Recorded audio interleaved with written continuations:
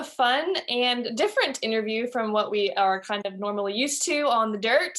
But I have some of my best friends that are going to be chatting with us today. So I'm going to kind of quickly introduce them and tell you kind of their commonality here. And then I'm going to let them tell you a little bit about themselves to kind of get things rolling. So first is Baylee Adams. And then Madison Holder, which Madison was actually our first guest on our very first episode. So she's back again. And then Jordan Hevner.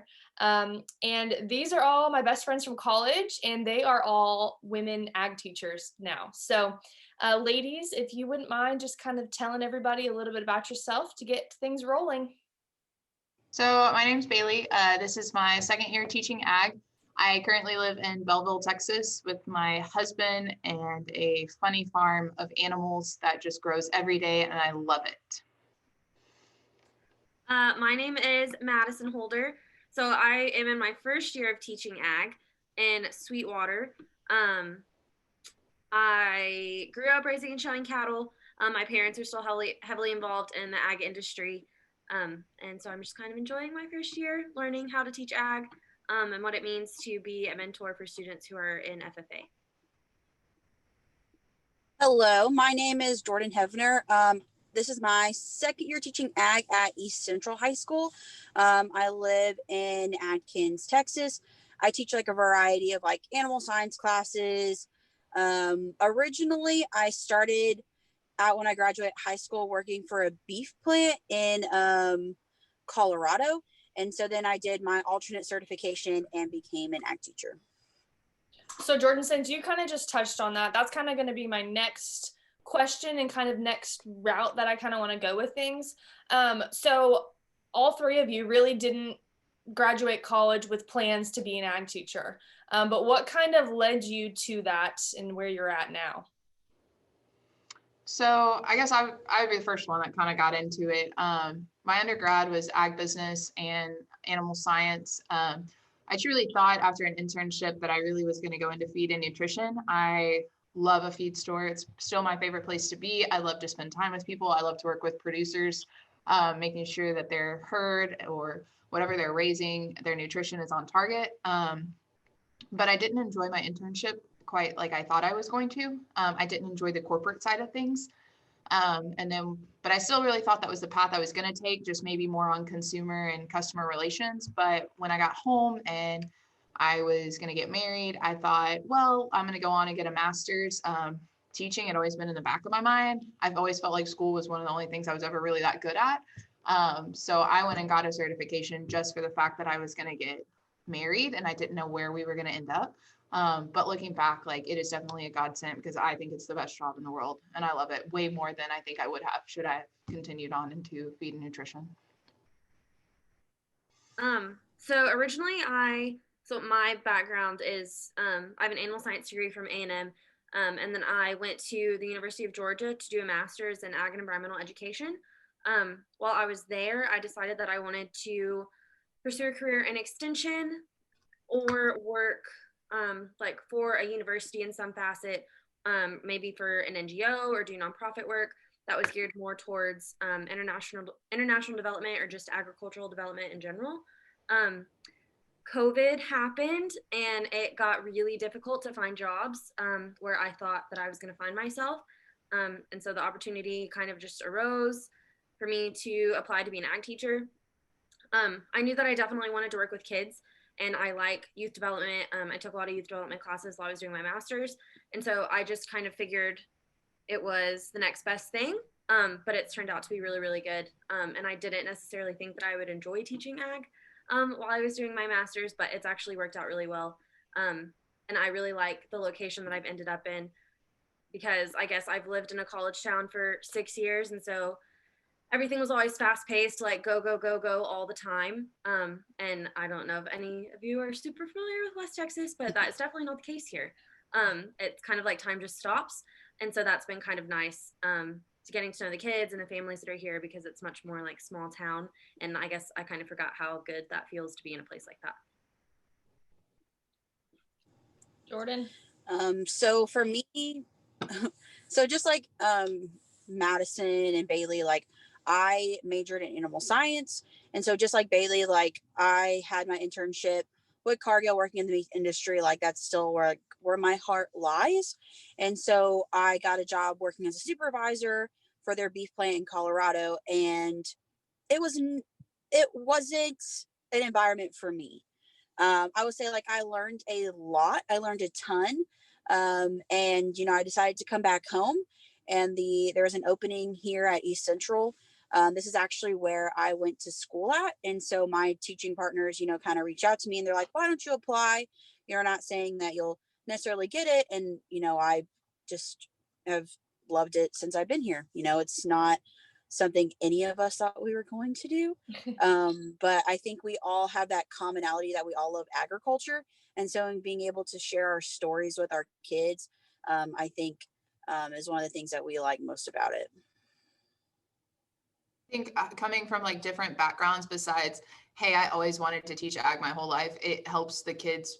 Well, I think I want to do this, but you're teaching ag. It gives them that kind of that background, and they want to relate more to you, and they want to listen to you more because you've seen other parts and pieces than just an ag teacher to them.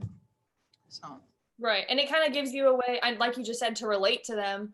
But maybe some of those kids who like, they don't have a super strong agriculture background, it still kind of shows them that they can find a career related to the agriculture industry without like being in the fields all day or whatever the heck they may think that the jobs look like.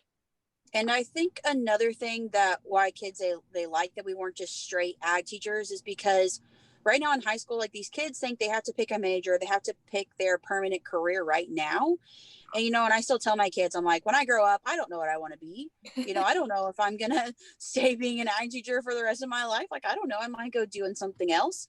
Right now, I really enjoy it. But I'm like, hey, I've already switched careers once. So, if you do the same thing, it's not that big of a deal. Right. Yeah. There's flexibility in it all, right? Yeah. And for those who maybe have no idea about ag teachers or like what that even is, could you guys maybe explain like a day in your life? I know it's different every single day, but that's probably part of what you enjoy, is because it's something different every day, maybe not, I don't know. But like, what does a typical day as an ag teacher look like?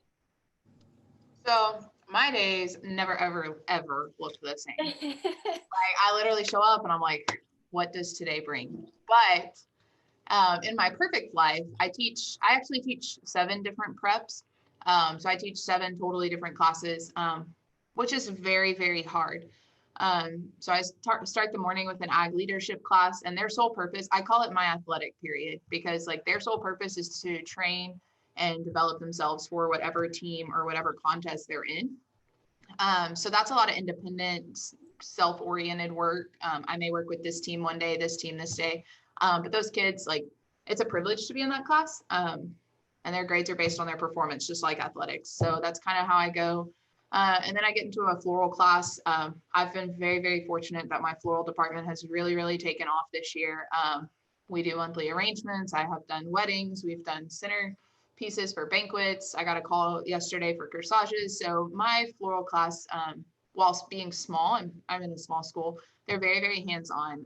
So that's a class, like, it's almost like I teach a shop class at that point. Like there's very rarely a day that we're not making flowers or doing something or practicing something, or building, constructing. And then I do teach 3 freshman classes. And they're probably my favorites, just because they're so excited to learn something other than history, English, and math. Like they just think you're the coolest person, and they're still little, and that's just why I love them. But like right now we're hatching chicken eggs. Last week we were learning dairy cows and making milk and butter. So that class is really fun. I have a greenhouse class. They spend most of their days outside, unless it's like weather like today where it's freezing. Then we do come in and we learn soils and aquaponics. And then I teach a livestock production class, which prepares them for advanced animal, which is their last science credit. So my days, none of my classes ever look the same. My days barely look the same. But my big goal, and something that I was really focused on when I started teaching, was that every day those kids need to be out of their seat, learning and doing, not just copying a textbook. They do copy textbooks when I'm mad, but I do try to get them up and moving and engaged, because it's not the type of education that I got in school. Right. So. I would say a little similar to Baylee. We teach some of the same classes, but I am still kind of trying to figure my life out because I started in the middle of the semester, and so I didn't have time to like plan anything or do much. So I've really relied on my teaching partner a lot. So I have a floral design class. I guess I have six prep classes. And they're mostly geared towards plants. So my teaching partner actually teaches all of like the production and management classes. And then I have the horticulture track and then the floral design course. And then I also teach freshmen. And so most of ours, I'm getting better about like making like fun activities and doing hands-on things. It has been really difficult because I didn't have a lot of time to plan much. And I started right before like the busy season started basically. So as soon as I started, we had our first contest in less than a month, and then like our first LDE contest, and then now we're rolling into CDEs and stock shows, and so I just haven't really been able to like take a step back and catch my breath quite yet. But next year, hopefully, I can plan a little better. I'm also in charge of sheep and goats, and I would say I spend a lot of my time there. So we have like the sheep and goat barn, and I think I have like 18 or 19 sheep and goats on feed. And so spend a lot of time there. Because as you know, I know absolutely nothing about sheep and goats because I grew up around cattle. And so I'm trying to figure that out. Usually I have kids coming in and out of the building. If they have like livestock projects, they're coming to ask me questions or like, hey, will you come look at this animal? And then when I got here to Sweetwater, I would say their chapter is geared a lot towards like being very competitive in LDEs and CDEs. And so we train really hard in those events. My teaching partner judged meets at Tech, judged livestock at Tech, and then he also helped coach collegiate meets judging teams. And so we kind of he's very competitive, and so am I. And so I would say we spend a lot of our time kind of preparing those teams too. I actually really like that class that Baylee was talking about, her first period class. Where she said that she has a lot of her teams, they get to come in there, like kids work by themselves on their events. So I'm gonna have to write that down because I like that idea. Because it is difficult. We try to let some of our kids study while they're in class, but that gets difficult because if we're planning something fun or like doing an activity, obviously I want them doing that. And so we're trying to find a balance basically. But yeah, most of my day is just trying to figure life out because I don't know what I'm doing yet. So put out as many fires as possible. Yeah. I will say we are doing Valentine's Day things this week. So my floral design class, they're making Valentine's Day arrangements, and then the freshmen are making chocolate covered strawberries on Friday, and they're spending the week researching chocolate, like cow farming, the dairy industry, and then strawberry farming. And so then at the end of the week, we'll put it all together. But. Cool. Fun. Dang, I want to be in your class. Well, I mean, I guess like for me, I guess I roll out of bed. I'm not a morning person, which is definitely a problem for being an ag teacher because changed about that. Yeah, Jordan is exactly the same as she was in college. I'm just not a morning person. Okay, you know, so I definitely like to have afternoon practices more than morning practices. So right now, like our school's like definitely like on a weird schedule. You know, we do a block schedule, so only teach 4 classes every day. And so like today, I have my livestock production class. And so we're actually learning about AI and beef cattle right now. And so then we actually have like a simulator. And so that's what they're going to do on Friday is like actually like AI the cow. And then I have my freshman class. So they're actually planting tomatoes and jalapeno peppers right now. And we got a bunch of plants in that we want to do like a plant cell with. So actually teaching them like how like the greenhouse works. And we kind of ran into a problem. Our heater wasn't working. And so with that big freeze and stuff coming on, having to get, you know, maintenance and everybody to come and try to figure out they can get that thing to work before the weekend. And the freshmen, they like loved it, but except they like to play in the dirt too much. They kind of look like kindergartners, playing in the dirt. And I have some kids like they definitely know nothing about animals. Like they wear like their fancy like basketball shoes and stuff, and they're like, Miss, why didn't you tell me so I didn't wear my $300 shoes or whatever to class? And I'm like, it's ag, I don't know, you know, or you don't know what we're gonna do. And so like, I mean, they really enjoy it, even though they have none of that type of background. And just kind of like Baylee, we also have like our teams class. And so that's where we, train all of our teams and things like that. Like today I put out product for my poultry team. So they're looking at, what's wrong with this chicken nugget. And so then it's really cool because then they'll go to the grocery store and they're like, hey, look at this egg I found. It had this different things wrong with it. So, it's a B grade. And I'm like, okay. And they're like showing their parents, and their parents are like, what are you talking about? But they're actually being able to see those things in the real world. Right. And then y'all think this is funny. I teach equine science. So I don't know much about horses. I don't know much about them. But I actually put up a huge like drawing of a horse in my class, and they like have to go we play this game. I think it's really corny. It's called pin the part on the horse. So they have like their little sticky note with their part, and they have to go like put it on like the right part of the horse. And then I have floral design. So it's like a crazy day. I don't know what I'm gonna expect or what I have to do. And right now I'm gonna go be a bus driver. So I have to go do my bus driver's trainings after this. So I can just see me in the big yellow dog here soon. Coming to a contest near you, right? Exactly. Yes.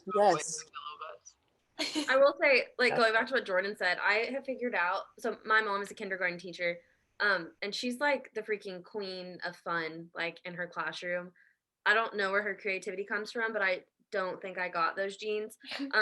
But she spends like hours and hours of her time lesson planning all of these super cool activities for her kids, and it's incredible. But I was telling her when I first started, like, especially the older kids, like if we had all kinds of like art supplies and stuff, and I had gone and bought a bunch of stuff. How excited high school students get to paint, and like just use markers and crayons and not just having to draw like on a piece of paper or do something that doesn't involve like any color. And I remember one of my students, she came to my room in the middle of the day asking me for glitter. And she was like, I've asked every art teacher here, or like I've asked all these teachers, and you're the only teacher that has glitter in her classroom. And I was like, well, that describes my life all. Then yeah, because I have like 62 jars of glitter. So I think that's fun too. Like I feel like the kids that come through the ag building feel like they can be like kids, like they don't have to be super grown-up adults, and they can have fun when they're in the ag building, which is what I guess kind of my mission was when I started. I just wanted it to be like a safe place for them to have fun or to talk or to do whatever they needed to do. So I think we're doing that. Yeah, well, that's funny that you mentioned that, because I did a coloring day for my freshman college students, and they were like so freaking excited that they got to color for 45 minutes. And I was like, okay, well, I should have started this at the beginning of the semester. They would have liked me so much more. But I think the important part that people don't realize maybe about ag teachers is like how much y'all do. Like you're not just teaching a class, like, a one subject class. There's all these different subjects that you have to know and be able to teach. And then it's the after hours too. When there's a sick animal, or you guys are a coach for a contest or something like that. So what are some of the contests? I know you kind of touched on a few of them, or contests that your students do that you maybe are the coach for. And some of them are going to make me laugh because I know some of them, and a few of them are exactly how we met. So in college. I guess I'll start in the fall. So I started teaching last year. While I had a partner, I basically just had a warm body next door. I didn't have any help. So last fall, when I trained teams, I trained junior, senior chapter conducting, or like Parley Pro, depending on what state you live in, junior, senior creed speaking, public relations, junior, senior skills, a radio team, and what am I missing? Quiz, junior, senior quiz. I trained 10 teams by myself the first year, fall. This year, thankfully, I trained 10 more in the spring, sort of, till COVID happened. But this year I have a partner, and so that's great. But I focus mostly in the fall on Parley Pro, chapter conducting, and then quiz team, which is just FFA knowledge, and then we kind of tag team Creed just because anytime you're teaching public speaking, it does good to have more than one person listening and critiquing, because I get into a rut. If I hear them every day, then I'm in a rut. And in the fall, I think we all train wool, which is how we all met. So I have a wool team. I do have a meats team. I actually train dairy cattle, which is my first love and my first passion, dairy cattle judging. My husband and I get the unique opportunity to train a home site team, which is kind of like land judging, where they focus on soil samples and elevation to build the foundation of a home. So that's a really, really unique contest that I think just does so good for students, especially that maybe want to go into like architectural or construction science fields. So we really love that one. I also teach a farm business team, which is like basically a big math ag business. It's basically my whole 4-year degrees in one test. Like, it's very, very hard for them. I can't even believe some of them do it. And then this year I've definitely picked up and I train a floriculture team, which is really fun, because that was something that I had no experience in, and we learned together, and they've actually been able to win a few contests. So that one's kind of grown on me. So I, like I mentioned, started in the middle of the year. And so I took on our helping coach. So I really coached our ag advocacy team. And then I coached the public relations team, and then my teaching partner kind of helped with that one also. But those are basically the two that I helped with. And then we don't have teams. I guess we don't have all of the teams. So we don't compete in every LDE. We just don't have enough kids. And so I did those two, and then we had a few that did quiz. And then in the fall, or I guess, sorry, yeah, no, in the spring, sorry. So I am coaching a wool judging team, which, like Baylee said, we all did that. I really loved wool judging. I love you, remember? My favorite. And then what makes you say that? So I am also I said my teaching partner, he's really good at meats judging, was very competitive in college, helped coach some college teams. So we're actually going to do that one together. So we're both helping coach the meats team. And then I'm starting a poultry team. So that one's new for me, trying to figure it out. But going to do poultry, so wool, poultry, and then dairy cattle also. It's fun fact, me and Baylee hated each other in high school because we both dairy judged. So those are the three big ones that I teach, or that I coach.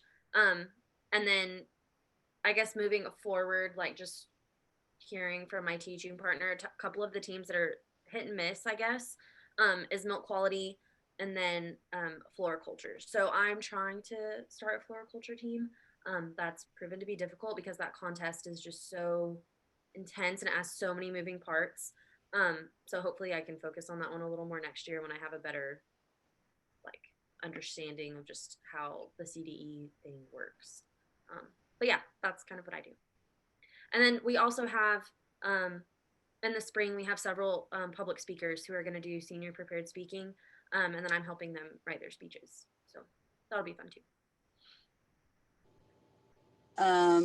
Okay, so I do ag advocacy, and then I do ag issues in the fall. Those are the two main teams I work on.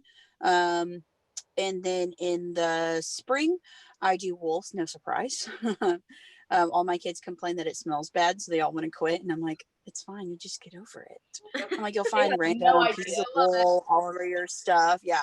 I had some samples and I put them in my classroom, and they were looking at them, and I didn't wipe off my tables the next day, and my first period class was like, Miss, what's this on your tables? I'm like, it's for wool judging. And then of course I do meats, and then I do poultry judging. So awesome, y'all are very busy. But yeah, like they kind of mentioned, I guess a little backstory on all of us. We met at A&M. I think you guys may have known each other before through high school, kind of not close by any means. But then in the barbecue class.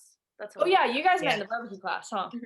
That's right. So they were all animal science, and then Baylee was a double major in ag business with me, and I was ag business major. So I was kind of like an honorary animal science major. I did everything with animal science people, and everyone always thought that was my major, but I definitely was not. But we met on the wool judging team, and then Baylee, Madison, and Jordan all judged on the meats judging team together. I did not do meats. I did not like being cold. And then I judged with Madison and Jordan on the livestock judging team. So that's how we knew each other and how our circles and paths all crossed. But switching gears a little bit to maybe some deeper questions. But what have you guys found to be challenging, maybe being, first of all, a woman in the realm of ag teachers? Because I think maybe commonly people think of ag teachers as males, and that is really further from the truth, especially in Texas. I feel like the vast majority are women nowadays, and young women. So kind of being a woman in your field, and then also kind of being young and having to relate to kids that are not that much younger than you, but still there's quite a bit of an age gap. And then like trying to earn respect and have their parents kind of understand where you're coming from on things, and just also teaching this generation, right?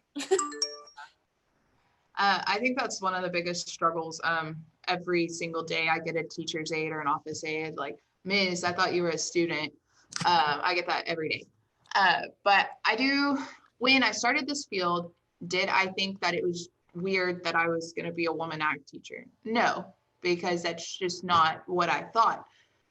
It only took me about a month to realize, yeah, you get some different looks. You get some, well, are you sure you really know that? Like, are you sure you can teach that? Like, you can evaluate cattle, like, you sure?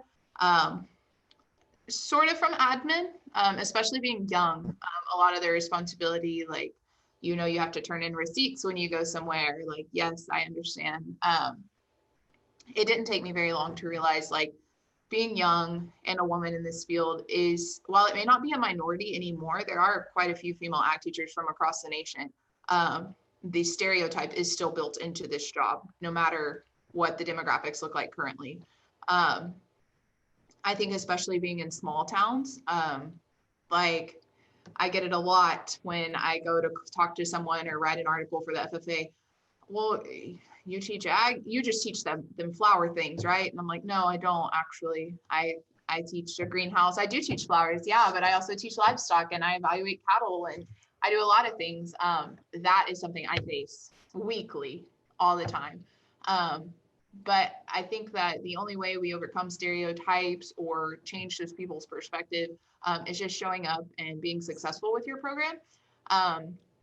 So I've had tons of parents come back and be like, you're a great ag teacher. Like, our kids are really inspired. And it's even cooler when you've had kids that say they want to be an ag teacher because of you, or if they're young or if they're female. I will say that I struggle daily to relate. While my oldest students are only 6 years younger than me, 7, that doesn't seem like a lot. But I can definitely feel like the Grand Canyon between us in the ways, like, either they're raised and the way they act and the way I act. And then on the flip, like, I think it's made me mature too. While, like, yeah, they made an inappropriate joke and sometimes I want to laugh at that. Like, sometimes I just can't believe it. Like, why would you say stuff like that? Like, and I've really had to be, although I'm not a parent yet, like, I've really had to mature into that role very quickly.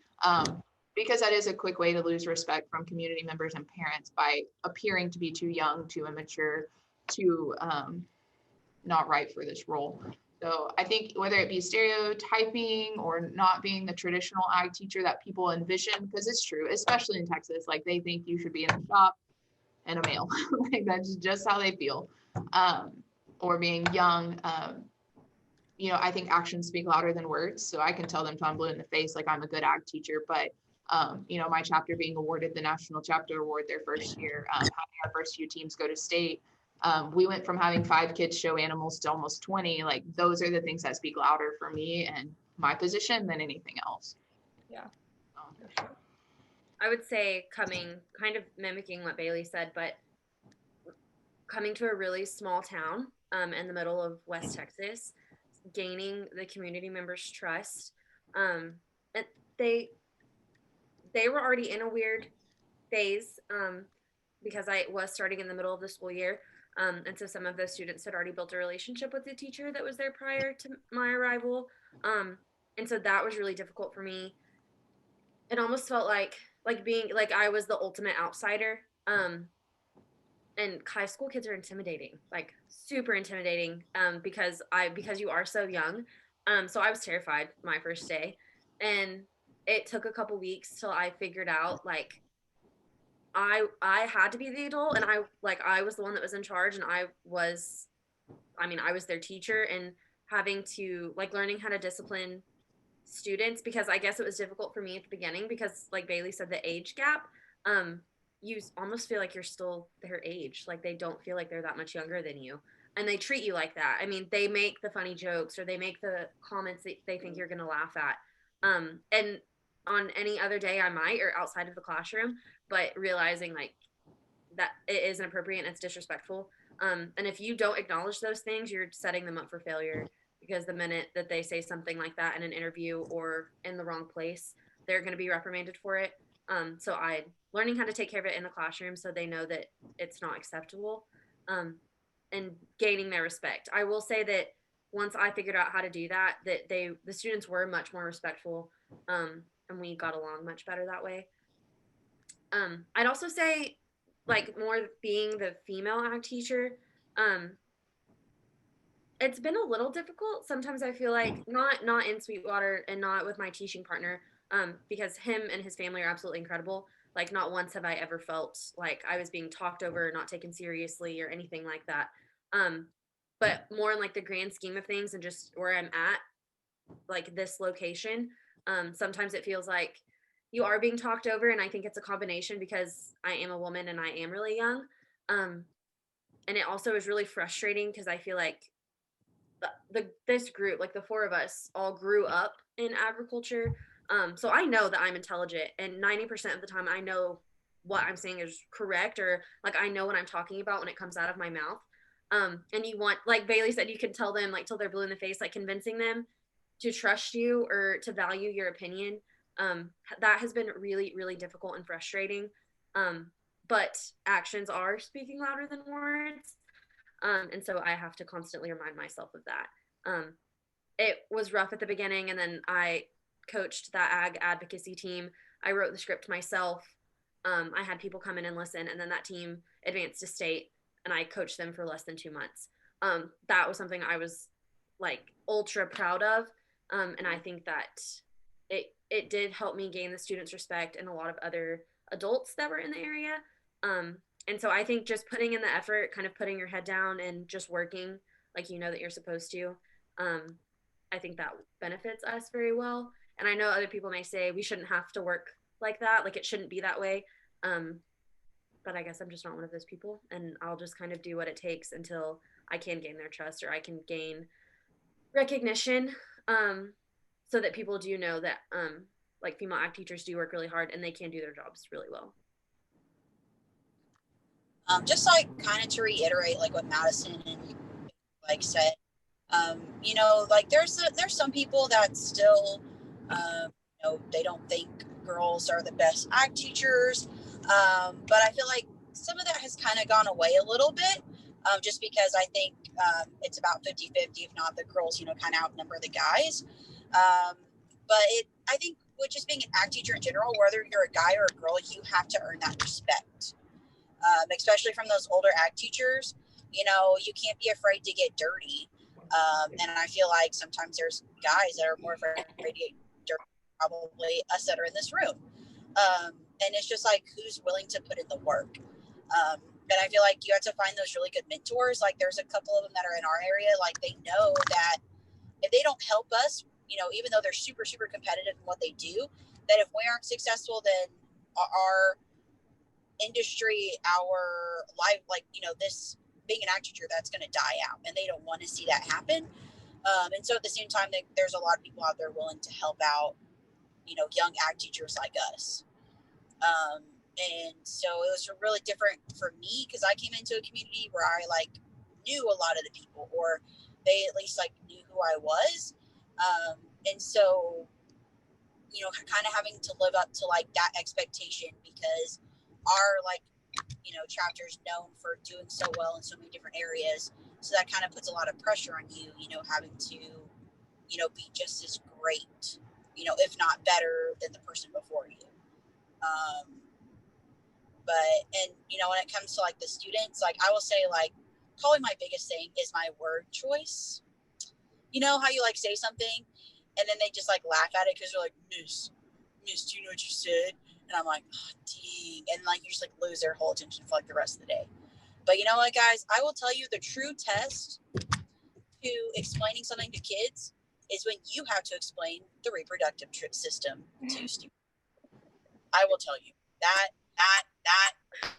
is like the best, most thing. Like, Miss, you know what you said? I'm like, Miss, you know what I said? I'm like, what they said.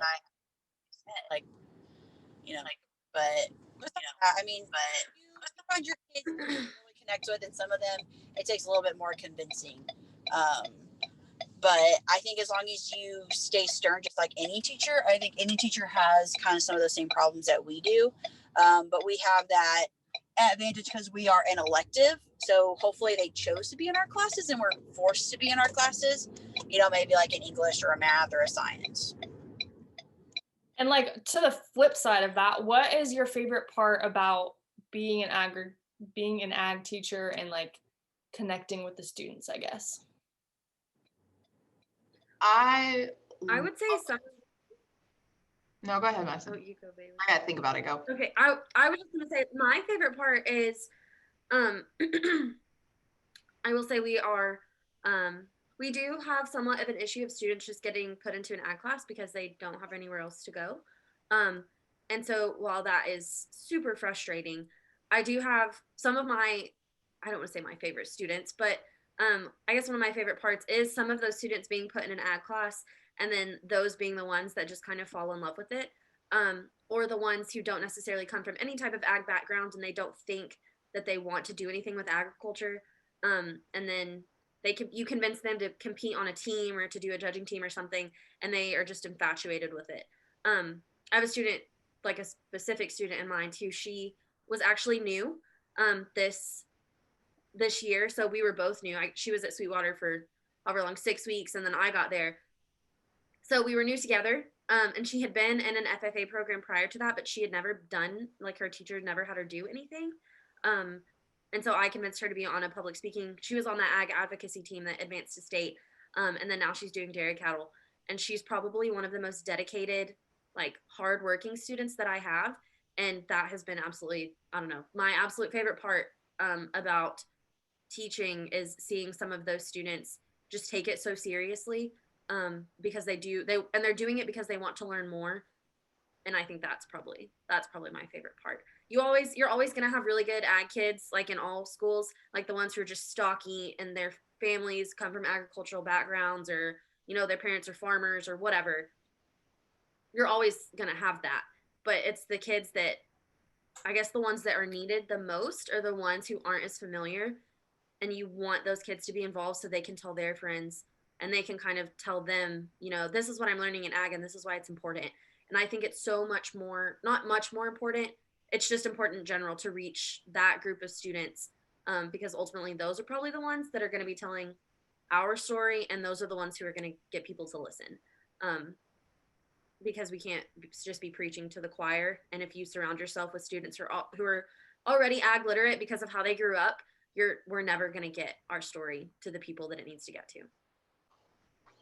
Yeah, I 100% agree word for word. One of my favorite things, while I consider myself coming from an ag background, we raised cattle. I understood it. I'm not going to say I was in a well-diverse program or that I failed my first animal science test in college. I mean, like bad. I didn't know what a cedar was. And here I was majoring in animal science. Like, come on. Like, I knew what I knew, but I didn't know all this other stuff out here. Like, so I think my favorite part is just like, and I tell the kids, like, especially like my livestock class, like horses, like Jordan's saying, sometimes I'm like, we're going to learn together. And I go sit in the desk and I pull up the PowerPoint and we just talk. Like, my favorite part is introducing those kids to so many things that like, maybe they knew, maybe they didn't. Heck, maybe I didn't know it. One of my favorite things to do is like, I'll pull up a unit and I'm like, guys, this is what I want to learn at the end of this. Why don't y'all teach me? Like, you divide it up. And they make the PowerPoints and we have teacher day. And like, that's the coolest thing in the world, is for them to take something and teach me. And kind of like Madison says, I have a lot of students. We just did a career inventory. And I am so shocked reading at their results about how many of them want to go into an ag field, or like they're so interested in it now. And like, that just means the world to me. We did a challenge at the beginning of the year where I took a Snickers bar and I asked them to tell me how many different jobs it took to get that Snickers bar into their hand. And, you know, there were common ones like technical worker, assembly line worker. But once they realized, like, okay, I have to have a peanut farmer, a dairy farmer. Well, you also have to have a soil scientist, and you also have to have a plant biologist, and then you also have to have a food scientist, and you have to have a test taker, you have to have a commercial maker, you have to have an artist that designs the logo. Like, that just opens so many doors for them. And I know that if I were in high school, or if I was sitting in those seats, at this point in time, I would not have known those things. So I think that's the coolest thing. I tell them every day, I pray that when they leave out of my classroom, that they are smarter than me at the end of 4 years. Because when I went to college, there was so much that I didn't know about a field that I got a degree in. Now I learned it over 4 years, but it's my hope and my goal that they leave out of here smarter than me. And like Madison said, prepared to lead the next generation. When I tell them, I don't care if they want to go be the greatest doctor, the greatest aerospace engineer, they know at their heart and at their core that they are the next generations of agriculturalists, because they're getting an ag background and an ag knowledge. And that's more important to me than anything. So. I think one of the greatest things is just like watch a kid grow, and like know that like that you help them do that. Like, you help them become those things. Like, whether it's a kid who participates on your teams or not, but maybe it's just that freshman who didn't know anything about agriculture, and now, you know, they know all these different things. And so I really like Baylee's idea, how she did that thing with the Snickers bar. I'm gonna steal that. But I think that's just like the biggest thing for me, is like actually getting to teach kids things. And honestly, I think I learned with them, you know, because it's like we were just animal science majors, but then I'm teaching all these other things, and it's like, wait, I don't know enough about this in order to teach these kids. So then I might have to do some research on my own, or like I actually, in the fall, I was teaching small animal management. And so beyond like a cat, like I didn't know much. And so then there's like all these kids, they have all these exotic animals, and they're like teaching me about, you know, all these different things. And I actually have a bearded dragon at school. His name is Larry. And so he's like kind of like our mascot in our building. All the kids love him. And so like I've had to like learn, like, how do I even take care of a freaking bearded dragon? Like, and so you know, like just like those different types of things. And of course, like it's fun to go and travel. Like I think all of us like our jobs because we don't do the same thing every day, and we're not always stuck in our classrooms. You know, like we get to go to stock shows, like many of us are going, you know, this weekend and next week. You know, going on test field trips. Honestly, I think all the teachers are jealous of us because we have more opportunities to go places than those other teachers do. So.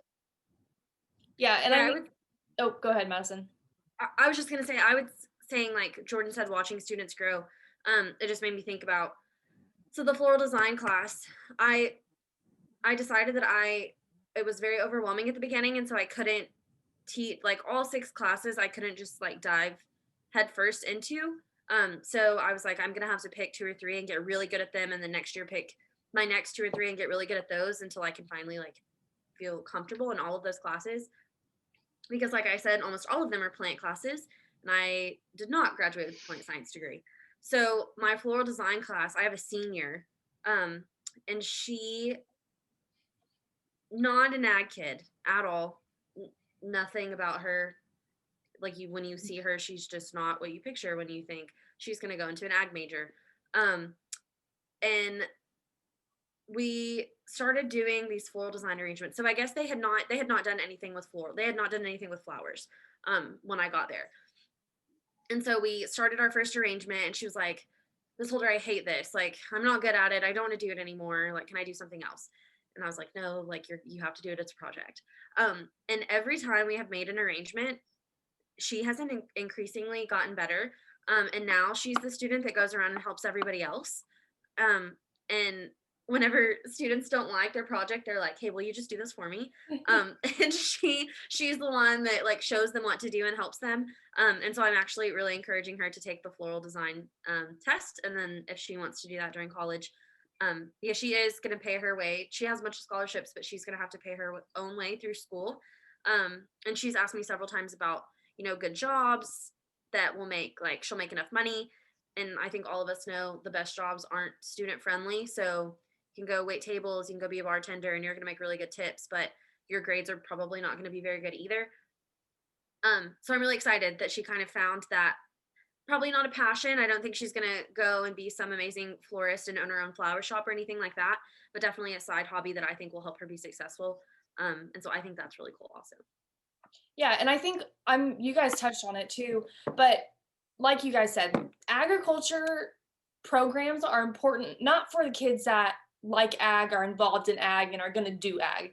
It's really more important for those who know nothing about it, and this is their only exposure of where the heck their food comes from, or how they have clothes on their backs, and that whole kind of process, and just being like an educated consumer. I know Jordan mentioned, her poultry kids going to the grocery store and seeing something on an egg, or going to a flower shop and knowing what kind of flower it is, or whatever it may be. But I think that's kind of where, at the end of the day, the importance of ag programs matter, is for the students who need a place to belong.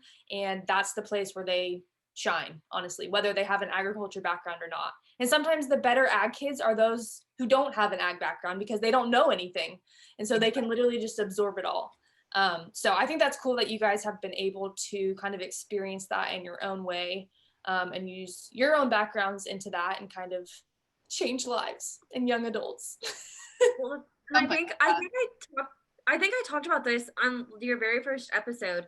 Like, I know that I'm the person that automatically is going to gravitate towards people who are in the ag industry, like even students. Like, if I know their parents, or I know, people that help them with their cattle or something, like, I'm going to gravitate towards them because I know I'm going to be comfortable. We're going to have something to talk about. Yeah.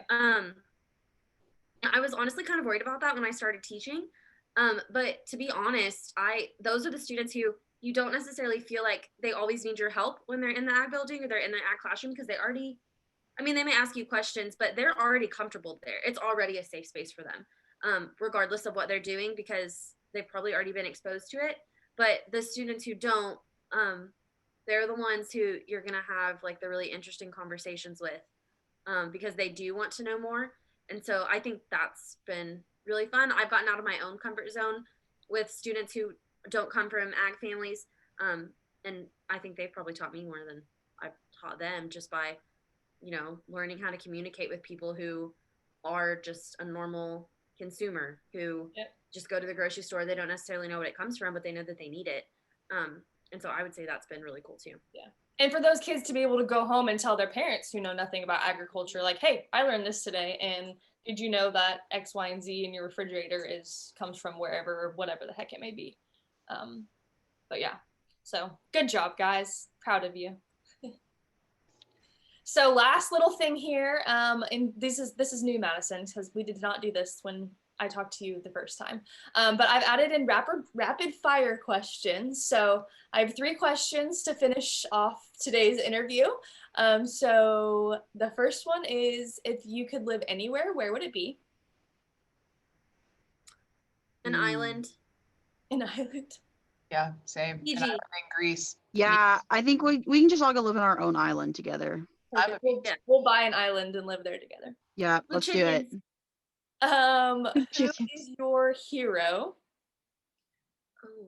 Pretty easy. My dad's my hero. I lost him a couple months ago, but without a doubt, my dad being a police officer, it's never an easy job. It never paid well, but he woke up every single day and absolutely 100% loved his job. Sometimes I think he loved it more than he loved us, and that's okay. And that's what my goal is for my job. Probably my mom. I know that's really corny, but she taught me everything I know. I think she taught me more than what college taught me sometimes. So, yeah, my mom. I would say, okay, I feel like I have to say, like, my parents are kind of my heroes because y'all know that they are. But more specifically, probably the Woolies.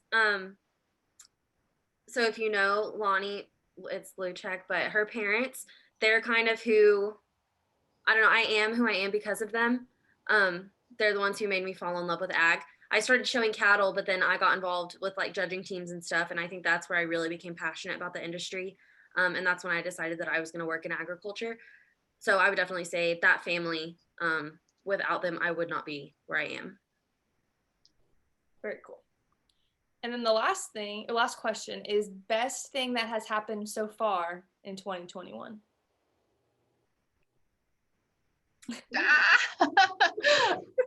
I'm still alive. Yeah, man. Yeah. COVID free.